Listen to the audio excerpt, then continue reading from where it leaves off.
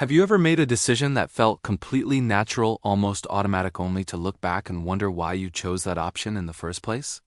Maybe it was the meal you ordered, the plan you subscribed to, or the product you picked off a shelf without a second thought. What if I told you that many of those choices weren't entirely yours? You're about to enter the world of choice architecture, the invisible system that shapes your behavior every single day. And once you see how it works, you'll never unsee it again. Let's start with a simple question. Why do people pick the same items over and over, even when better options are right in front of them? The answer isn't habit. It's design. Imagine you walk into a supermarket. The first thing you see isn't random. Fresh flowers, warm lighting, bright colors, these are cues meant to put you in a relaxed, open-to-buying state. Next, the bakery section pumps out the smell of fresh bread, triggering comfort and nostalgia. Before you even reach the aisles, you're already in a psychological space where spending feels good. And it doesn't stop there. Eye-level shelves are prime real estate paid for by brands who want your attention. Cheaper or healthier options? Often placed lower, higher, or at the edges, locations where your eyes rarely go unless you're intentionally searching. Without realizing it, you pick the easiest option because humans naturally follow the path of least resistance. This is the power of choice architecture.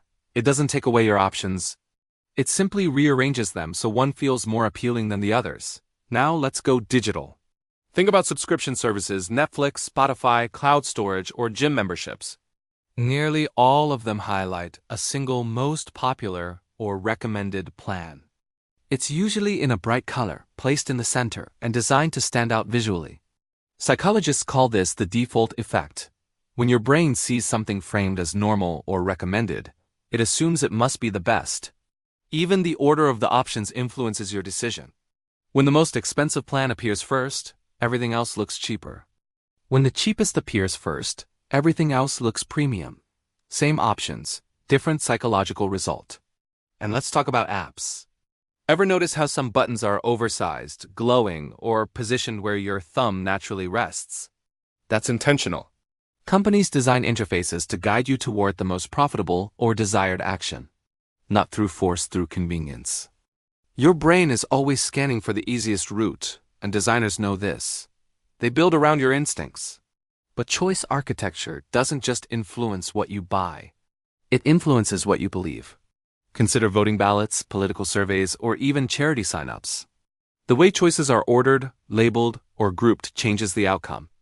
Studies show that people are more likely to select the first or most visually emphasized option, even when all options are equally valid. This isn't manipulation in the aggressive sense. It's subtle, gentle, almost invisible, but incredibly powerful. And here's the twist. You're not influenced because you're weak or easily fooled. You're influenced because your brain is wired to save energy. Every decision, no matter how small, carries a cognitive cost. The more decisions you make, the more tired your brain becomes. So it starts relying on shortcuts, defaults, visual cues, familiarity, speed. Choice architects understand this and build around it. So how do you take back control? First, start noticing the easy choices. Whenever something feels too obvious, pause and ask, why does this option stand out? Is this the best choice for me or just the easiest? Second, look for what's not being shown. If you're online and only see 3 pricing options, scroll. There might be a hidden plan, a cheaper tier, or a trial version that's intentionally harder to find. Third, reclaim your freedom by slowing down. Most manipulative nudges work because they assume you're in a hurry. The more intentional you are, the less likely you'll be steered into a decision someone else designed for you. And finally, become an observer of environments. Whether you're in a store, browsing a website, or making an important life choice, ask yourself, who benefits if I choose this? Once you begin seeing the invisible architecture around you, you'll realize your free choices were never completely free.